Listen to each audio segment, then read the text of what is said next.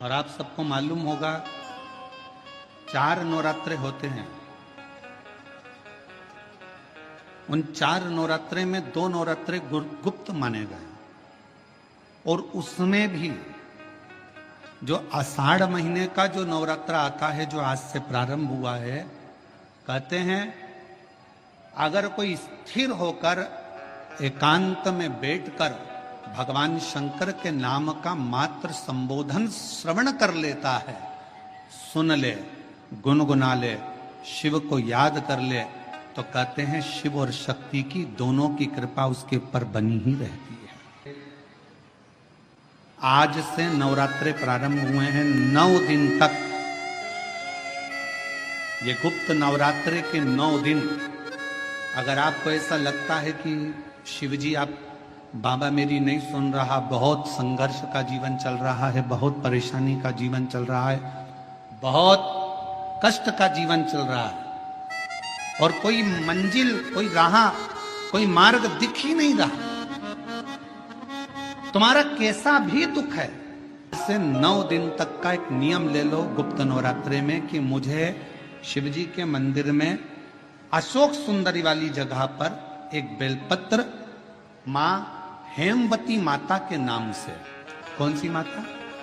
हेमवती, मां हेमवती के नाम से एक बेलपत्र अशोक सुंदरी वाली जगह पर समर्पित करूंगी। 9 दिन का एक नियम धारण करो और 12वें या 15वें दिन आप देखिए आपका जो दुख है मेरा बाबा उसको काट कर ही रहे। गुप्त नवरात्रे जो आज से प्रारंभ हुए हैं, गुप्त नवरात्रे जो आषाढ़ महीने का ये गुप्त नवरात्रा है, इस नवरात्रे में हेमवती माता का स्मरण करना, एक बेलपत्र का पूजन करना, या एक बेलपत्र के वृक्ष के नीचे आप 9 दिन तक भी, अगर मंदिर तक भी नहीं जा सकते, मंदिर में आप बेलपत्र रखने नहीं जा सकते, तो आपके घर के आंगन में, द्वारे पर, बगीचे में, आपके घर के पास अगर कोई बेलपत्र का पौधा है, वृक्ष है, उस बेलपत्र के वृक्ष के सामने एक बेलपत्र का पत्ता रखकर भी अगर आप उस पर जल चढ़ा रहे हैं या पूजन कर रहे हैं हेमवती माता के नाम से, तो उसका फल आपको मिलेगा। और मान लो बेलपत्र का वृक्ष भी नहीं है, हम मंदिर भी नहीं जा सकते, हम कहीं नहीं जा सकते, घर से बाहर कैसे निकलें, पानी तेज है, जलवृष्टि हो रही है, बहुत सा पानी है, तो क्या करें? अपने घर में जो शिवलिंग है, तुम्हारे घर में अगर जो शिवलिंग है, तुम्हारे घर में जो शिवलिंग विराजमान है, उसी शिवलिंग के साक्षी में, सम्मुख में भी अगर हेमवती माता का नाम लेकर अगर एक बेलपत्र समर्पित करोगे 9 दिवस तक, तो उसका फल मिलेगा जरूर, उसका फल मिलेगा। फिर से बोलो, कौन माता? हेमवती। कौन है ये? शिव महापुराण की कथा कहती है, जब माता पार्वती जी हिमालय राज के घर में प्रगटी और हिमालयों की कंदरा में बैठकर मां पार्वती जी तप साधना में लीन हुई, जितनी परीक्षा भगवान शंकर ले सकते थे, शिवजी ने सारी परीक्षा ली। ब्रह्मदेव परीक्षा लेने आए, भगवान नारायण परीक्षा लेने आए, इंद्रदेव आए, सप्तऋषि आए, सारे साधु संतों को परीक्षा लेने भेजा, पर मां उन परीक्षाओं में पास होती चली गई। तब भगवान शंकर ने दर्शन देकर कहा, पार्वती आज से तुम्हारा नाम हेमवती रहेगा। सुनो पार्वती, तुम्हारे इस नाम की आराधना जो तुम्हारे गुप्त स्वरूप में करेगा, उसको मनवांछित फल की प्राप्ति हो जाएगी। और शिव शक्ति की खूब आराधना करो, भगवान शंकर और पार्वती की खूब साधना करो, शिव पार्वती का भजन करो, शिव पार्वती का स्मरण करो, शिव पार्वती की भक्ति करो, मंत्र जाप करो, नाम जाप करो, कीर्तन करो, आराधना करो, साधना करो, वो फल देते हैं। आराधना साधना मां अंबा जगदम्बा की भी शिव के साथ में, यदि प्रेमवश नवरात्रे में अगर मां जगतजननी जगदम्बा का, अंबा का दर्शन करने के लिए माता रानी के मंदिर तक जा रहे हो, तो एक पुष्प की 9 पंखड़ियां जरूर लेकर जाओ, या 9 पुष्प लेकर, और वो भी नहीं कर सकते, अपने घर में मां जगत जननी को 9 चावल के दाने लाल चंदन में कर कर अर्पित करो, मां को रिझाओ, देवी को रिझाओ, और शंकर की जितनी आराधना कर सकते हो, श्री शिवा नमस्तुभ्यं। जैसे माताएं कहती हैं हम नवरात्र में माता जी का व्रत रख रहे हैं, हम नवरात्र में ये उपासना कर रहे हैं, हम नवरात्र में माता की ज्योत खड़ी कर रहे हैं, हम नवरात्र में माता का अनुष्ठान। बिल्कुल करो, अनुष्ठान करना जरूरी है। आप व्रत करती हो जरूर करो, आप साधना करती हो, आपके घर में जैसा होता है वैसा करो, आपके घर में जो होता है वो करो। पर साथ में नवरात्र में यदि प्रेमवश नवरात्र में अगर मां जगतजननी जगदम्बा का अंबा का दर्शन करने के लिए माता रानी के मंदिर तक जा रहे हो तो एक पुष्प की 9 पंखड़ियां जरूर लेकर जाओ, या 9 पुष्प लेकर। और वो भी नहीं कर सकते, अपने घर में मां जगत जननी को 9 चावल के दाने लाल चंदन में कर कर अर्पित करो। मां को रिझाओ, देवी को रिझाओ, और शंकर की जितनी आराधना कर सकते हो। श्री शिवा नमस्तुभ्यं के ऊपर जब जब श्रीफल रखाता है, नारियल रखाता है, तो उस पर 5 बार 7 बार मोली नहीं लपेटी जाएगी, तो 9 ही बार लपेटी जाएगी। 5 या 7 बार लपेटते हैं तो कहते हैं कि लक्ष्मी की छिन्नता होती। जिसके यहाँ दिया अखंड जलाया जाता है, अगर वो दिए की लो, दिए की बाती अगर दक्षिण दिशा की होती है तो उसके घर में साल भर में एक घात जरूर होती है। जो दिया अखंड जलता है उसकी बाती का मुख दक्षिण का नहीं होना चाहिए। अगर आपने देवी भागवत का स्मरण कराओ, देवी भागवत को अगर सुना हो, तो देवी भागवत में स्पष्ट किया गया कि पूर्व की ओर मुख करा हुआ दिया, अर्थात पूर्व की ओर ज्योत जो जलाई जाती है वो संपदा की वृद्धि करती है। पश्चिम की ओर मुख कर कर जो ज्योत लगाई जाती है महाराज, वो बेबहू को देती है। और उत्तर की ओर जो मुख कर कर ज्योत जलाई जाती है, उत्तर की ओर जो ज्योत का मुख रहता है वो आयु की वृद्धि करती है। तो कुमार के नवरात्रे हो, हर नवरात्रे में आप एक विशेष ध्यान रखें, प्रत्येक नवरात्रे में, कि हमें शंकर भगवान के शिवलिंग की पूजन करनी। और एक और बात समझ लें, 2 शिवलिंग का निर्माण नहीं भी कर सकते हैं तो एक शिवलिंग का निर्माण करें और उस शिवलिंग के पास में ही एक छोटा सा मिट्टी का ढेला रखकर मां जगतजननी जगदम्बा का भी पूजन कर सकते। आपको नहीं बनाना 2 शिवलिंग, तो एक शिवलिंग, एक मिट्टी का थोड़ा सा। ऐसा नहीं है कि मेरी माता दुर्गा भवानी पिंडी के रूप में नहीं पूजाती है। अगर मेरी माता पिंडी के रूप में नहीं पूजाती तो वैष्णो देवी में 3 पिंडियां विराजमान नहीं हो पाती। शंकर की आराधना करने से नवरात्र में शक्ति का बल बढ़ता।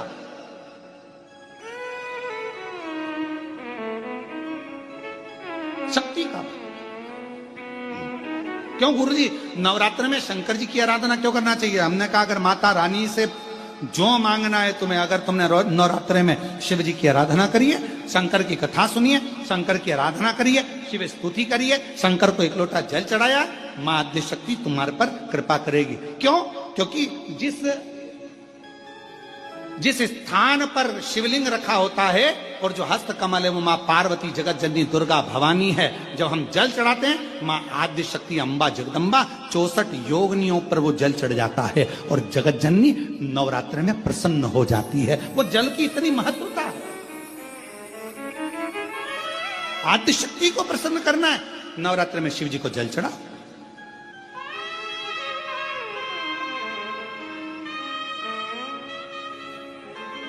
कोई बेटा बेटी है,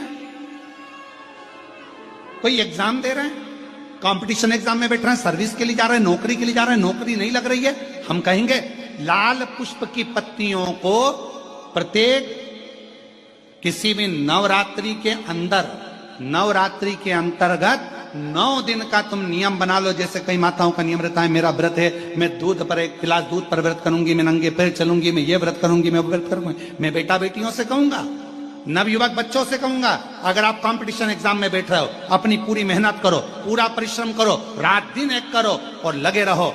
और 9 दिन तक नवरात्रि में 9 लाल फूल की 9 पंखड़ियां या 9 कोई भी चावल लाल कलर में कर कर, कुंकू में कर कर, अगर मां जगत जननी के मंदिर में नहीं जा सकते, मां भीड़ रहे, तो शिवलिंग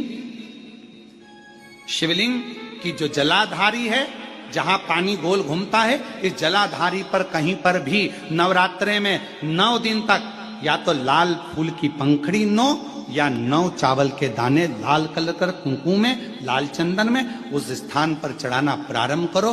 9 दिन के बाद तुम्हें 15 दिन और निकलेंगे, उसके बाद तुम्हें खुद लगेगा कि तुम्हारी जॉब, तुम्हारी नौकरी तुम्हारा बाबा ने लगाया है। शक्ति का बल, परिश्रम जरूर करना, मेहनत जरूर करना, रात दिन पढ़ाई एक साथ करना और अपने परिश्रम को नहीं छोड़ना। मेहनत जरूर करो पर साथ में ये प्रयोग भी करो नवरात्रि का।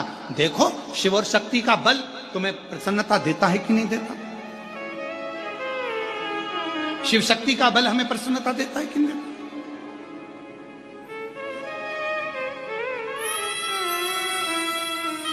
अब कई लोग ऐसे होते हैं, हम नवरात्रि आई है, माता रानी को भज रहे हैं, जगत जननी दुर्गा भवानी को भज रहे हैं, पर शिव जी के मंदिर तक नहीं जा रहे। समय नहीं मिल रहा मंदिर जाने का, क्योंकि माता जी के मंदिर जाते हैं, माता जी को प्रणाम। अरे उस शंकर को पहले भजो, सवेरे उठते से पहला 1 लोटा जल शिव को, क्योंकि उसी के माँ जगत जननी हस्तकमल पर जल जाना जरूरी है। शंकर का चढ़ा वो हमें फल प्रदान करे, सुख दे, आनंद का। हम देवी भागवत पढ़ें और देवी भागवत का स्मरण करें या शिव महापुराण की कथा का स्मरण करें तो केवल मां पार्वती का नाम, गौरी शंकर, गौरा पार्वती, भगवान देवादिदेव महादेव के साथ जब हम मां पार्वती के नाम का उच्चारण करते हैं, केवल मां पार्वती के नाम का उच्चारण, तो आप महसूस करेंगे कि आपके अंदर एक अलग से ऊर्जा, एक अलग से बल आपके शरीर में आ रहा है। मेरे देवादिदेव महादेव के पूरे शरीर में, अगर भगवान शंकर के पूरे शरीर में यह पूरा विश्व समाया हुआ है, जलचर, थलचर, वायुचर सब शिव के शरीर में है, तो मेरी जगत जननी पार्वती मैया का केवल नाम उच्चारण, उस शरीर में जितना विश्व समाया है सबका भरण पोषण करने का बल मेरी मां जगत जननी जगदम्बा पार्वती जी करती। पार्वती का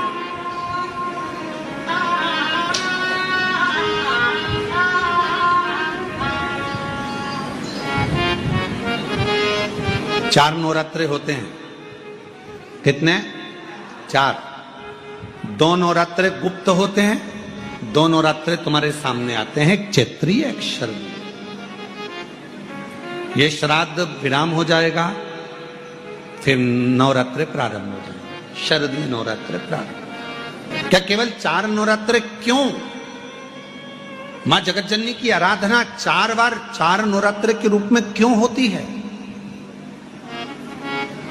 हमारा बचपन, हमारी जवानी, हमारी अधेड़ी और हमारा बुढ़ापा, 4 अवस्था में यह नवरात्रे की जो साधना होती है, नवरात्रे में जो आराधना होती है, जो नवरात्रे में माँ आद्य शक्ति दुर्गा भवानी माँ पार्वती की पूजन होती है, माँ गोरा के रूप में, चंद्रघंटा के रूप में, स्कंद के रूप में, कुष्मांडा के रूप में, माँ कात्यायनी के रूप में, माँ कालरात्रि के रूप में, जब हम माँ आद्य शक्ति की आराधना करते हैं तो वो नवरात्रे हमारे शरीर को एक ऊर्जा देते हैं, एक एनर्जी देते हैं, एक बल देते हैं।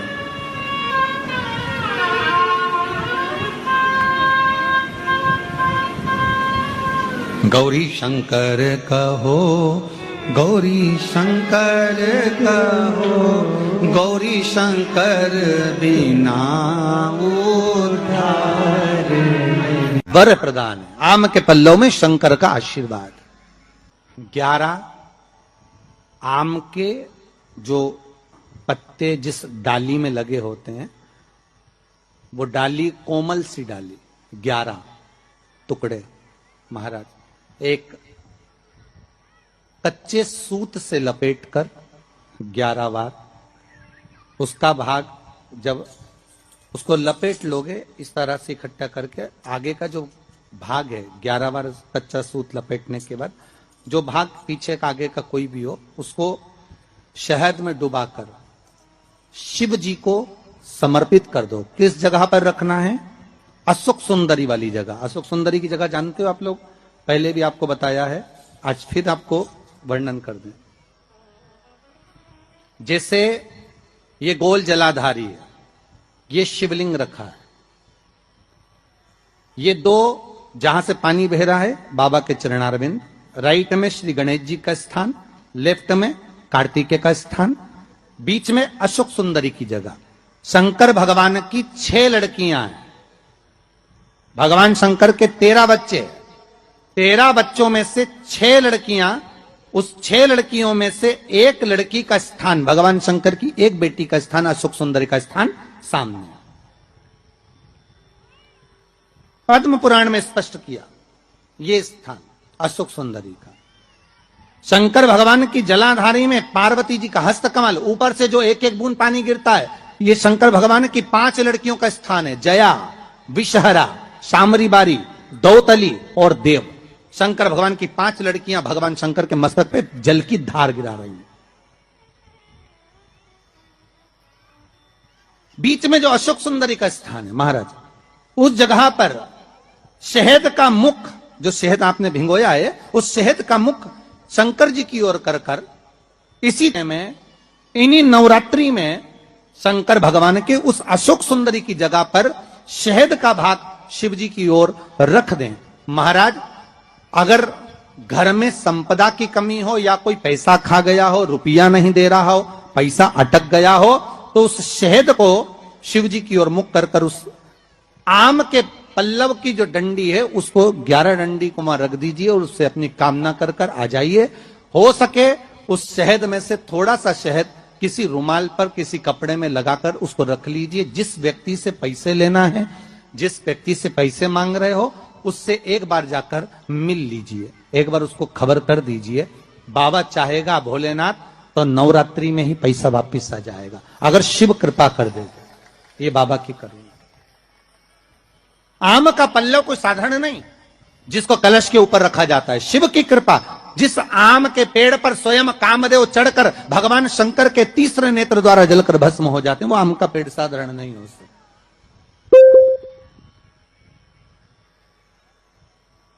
सहज नहीं है।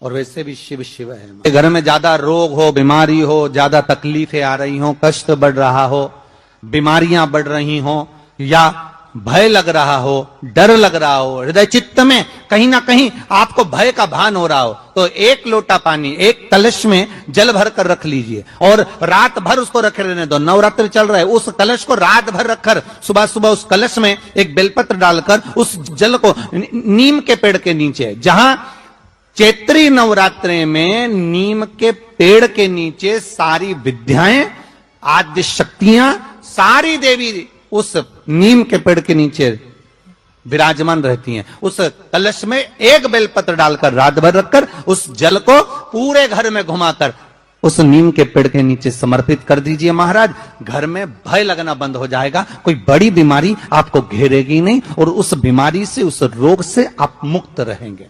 उस बीमारी से, उस रोग से आप मुक्त पाएंगे। वो बीमारी आपको घेर नहीं। विश्वनाथ को कुछ नहीं चाहिए, मेरे शंकर को चाहिए क्या? अगर आपके जीवन में ऐसा लगे कि बहुत बड़ी बीमारी आ गई और आपके घर का व्यक्ति वेंटिलेटर पर पड़ा हुआ है, तो शमी के वृक्ष के फूल ले आओ 7, और शमी के वृक्ष के 7 फूल लाकर एक एक फूल शंकर भगवान को श्री शिवाय नमस्तुभ्यम कहकर उस व्यक्ति के लिए जो पड़ा हुआ है, अंतिम सांसें गिन रहा है, जिसको अटैक आ गया, अंतिम सांसों में जो गिन रहा है, उसके नाम से भगवान शंकर पर चढ़ाना प्रारंभ कर दो। मात्र 7 पुष्प, उस शमी के वृक्ष के 7 पुष्प आप शिव को समर्पित करिए, उसका नाम और गोत्र बोलकर, और भगवान शंकर का मूल मंत्र श्री शिवाय, जम के बोलिए श्री शिवाय नमस्तुभ्यम बोलकर एक एक शमी का फूल शंकर पर चढ़ाना प्रारंभ कर दो।